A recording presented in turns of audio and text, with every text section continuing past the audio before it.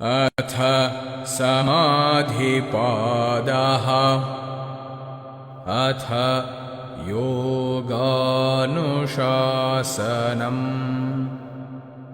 योगश्चित्तवृत्तिनिरोधः तदा द्रष्टुस्वरूपेऽवस्थानम् वृत्तिसारूप्यमितरत्र। वृत्तयः पञ्चतयः क्लिष्टाः प्रमाणविपर्ययविकल्पनिद्रा स्मृतयः। प्रत्यक्षानुमानागमाः प्रमाणानि। विपर्ययो मिथ्याज्ञानमतद्रूपप्रतिष्ठम्। शब्दज्ञानानुपाती वस्तुशून्यो विकल्पः।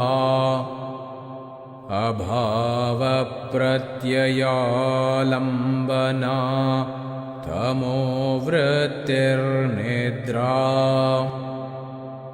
अनुभूतविषया सम्प्रमोषः स्मृतिः। अभ्यासवैराग्याभ्यान्तन्निरोधः। तत्र स्थितौ यत्नोऽभ्यासः स तु दीर्घकालनैरन्तर्य सत्कारादरासेवितो दृढभूमिः। दृष्टानुश्रविकविषयवितृष्णस्य वशीकारसंज्ञा वैराग्यम्। तत्परं पुरुषख्यातेर्गुणवैतृष्ण्यम्।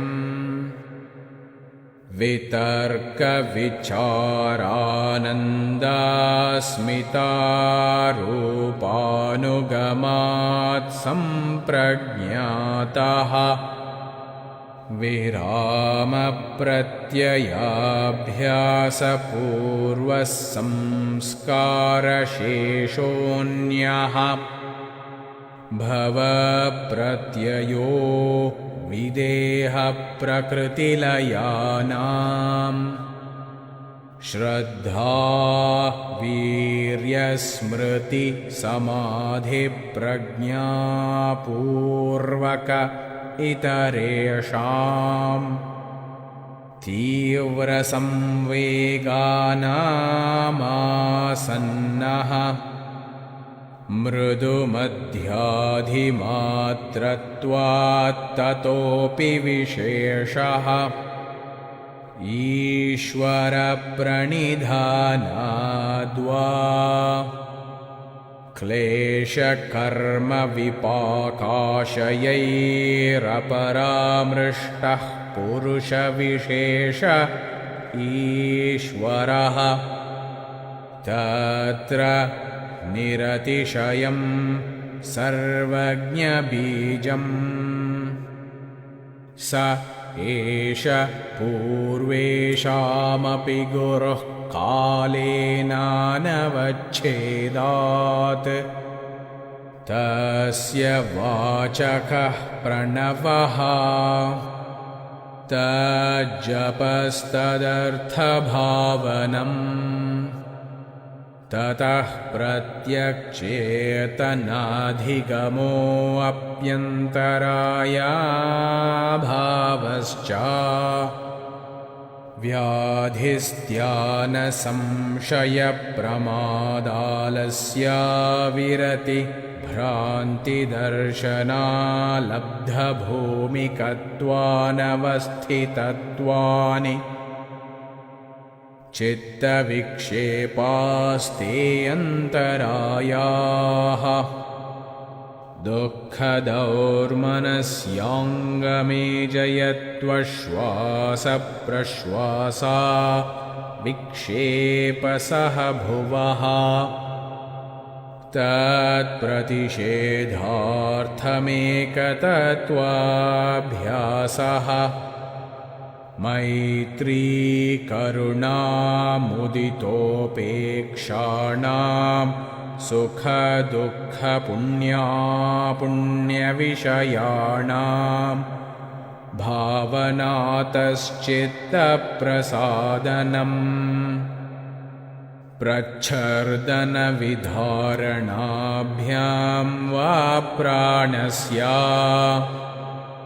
विषयवती वा प्रवृत्तिरुत्पन्ना मनसः स्थितिनिबन्धिनी विशोका वा ज्योतिष्मती वीतरागविषयं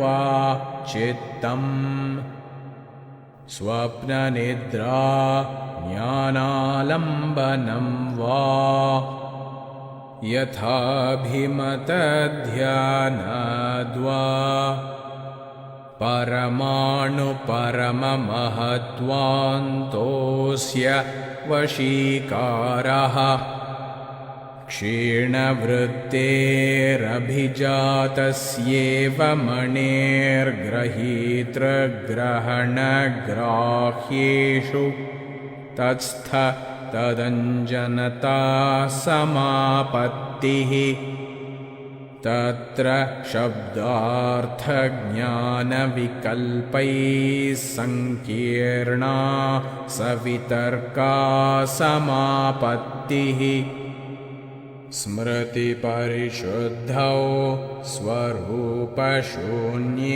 वार्थमात्रनिर्भासा निर्वितर्का एतयैव सविचारा निर्विचारा च सूक्ष्मविषया व्याख्याता सूक्ष्मविषयत्वञ्चालिङ्गपर्यवसानम् ता एव सबीजसमाधिः